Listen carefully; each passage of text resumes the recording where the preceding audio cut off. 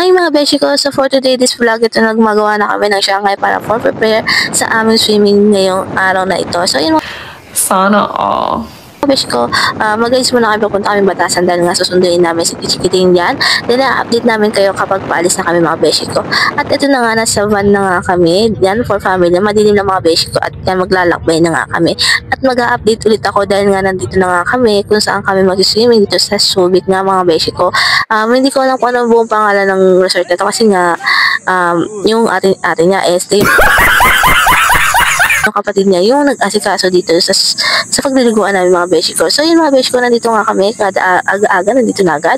5 pa lang nandito na kami mga beshi ko and 5:30 yung open nila dito kaya mga 6 something na kami nakapasok dito mga beshi ko. So yun mga beshi ko, ang ganda ng tubig, ang ganda ng place at talagang mabuhangin at hindi siya mabato at tamang ano lang, kalmado lang ang dagat natin mga beshi ko. At ang ganda ng mga bundok dito mga beshi ko. Makikita mo dito sa beach na to mga beshi ko. Ang dami ko nang pinuntahan, puro na lang tayo beach mga beshi ko. So yan yung aking Jorakis na makulit, magsiswimming daw siya. Ayan, sabi ko sige, videohan na lang kita para makapag-swimming ka. At ayan na nga, dahan-dahan nga na magtalampisaw dito sa dagat dahil nga hindi nga siya masyadong nagdadagat at pangalawang beses pa lang niya magdagat mga beshi ko. Napakaganda nung hampas ng tubig dito mga beshi ko at napakababaw lang niya. Kahit nasa bandang dulo-dulo ka ng konti hanggang bewang mo lang yan mga beshi ko, talagang napakaganda niya at napakalambot nung matatapakan mo at walang mga bato-bato mga beshi ko. So yun mga beshi ko, yan for the laro ang mga bata ng lupa, ng buhangin. So yan o, yung aking anak na napakakulit.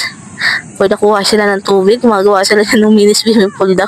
Natatawa ko sa kanila. At yun mga beshi ko, i-update ko kayo dahil nga ang aking anak ay talagang binagbabat talaga sa dagat.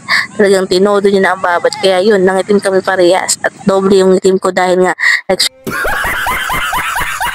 swimming na nga sa Pangasinan, nag-swimming pa kinabukasan. Ayun, nasunog. So, yan for the video tayo ng mga view dahil napakaganda talaga ng view niya. At nakikita nyo sa alon na hindi sobrang lakas yung hampas niya mga beshi ko. At ayun, na-update ko lang, uuwi na nga kami. Then for the future muna ang family dyan. And then makikita nyo yung future bago mo ma-out to. Charis. So yun mga beshi ko, thank you for watching and thank you for subscribe. Oh, subscribe ano to YouTube channel.